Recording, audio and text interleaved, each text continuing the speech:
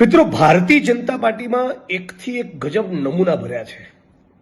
એક પ્રદેશ પ્રમુખ એમના બુટલેગર હતા અને બીજા પ્રદેશ પ્રમુખ મિસ્ટર વિશ્વકર્મા, જગદીશભાઈ પંચાલ, એ આમ તો મારા વિધાનસભા વડગામના છે. આજે મને બહુ જ ગંદા પ્રકારની વાત અને ગંદા પ્રકારની ભાષાનો પ્રયોગ માનનીય જ્ઞાનીબેન ઠાકોર, બનાસકાંઠાના કોંગ્રેસ પક્ષના મારા સાંસદ માટે કર્યો. એમણે એવું બોલ્યું સત્તાના અહંકાર અને ઘમંડમાં કે જ્ઞાનીબેનની સાડીના પાલવમાંથી અમે બધું આંચકી લીધું.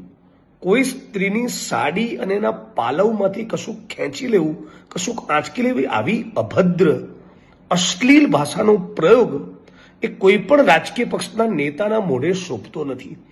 આ ગુજરાતની પ્રત્યેક બેન, દીકરી, માતાઓનું અપમાન તો છે જ, પણ આખા ઉત્તર ગુજરાતના ઠાકોર સમાજને કહેવા માંગુ છું કે તમે બધા જ તાકાત બતાવો અને આપણી બેન, બનાસની બેન જ્ઞાનીબેનની સાડીના પાલવ વિશે જેણે આવી ગંદી કોમેન્ટ કરી છે એને જડબાતોડ જવાબ આપવો જોઈએ. હું તો માંગ કરું છું કે કાયદાની કોઈ કલમ લાગુ પડતી હોય તો જગદીશભાઈની સામે ફોજદારી ગુનો દાખલ થવો જોઈએ. તો ત્યાં સુધી કહેવા માંગુ છું કે આપણા ગુજરાતની અસ્મિતા અને ગૌરવને લૂણો લગાડનારા, આપણા ગુજરાતને બદનામ કરનારા આવા જગદીશ વિશ્વકર્મા પ્રકારના કેરેક્ટરની સામે રાજ્યની સરકારે, રાજ્યની પોલીસે ફોજદારી ગુનો દાખલ કરીને જડબે સલાક દાખલો બેસાડવો જોઈએ, જેથી ફરી ભવિષ્યમાં કોઈ પણ રાજકીય પક્ષનો આગેવાન કે નેતા કોઈ પણ મહિલાની સાડી કે એના પાલવ વિશે આવી ગંદી કોમેન્ટ ના કરે.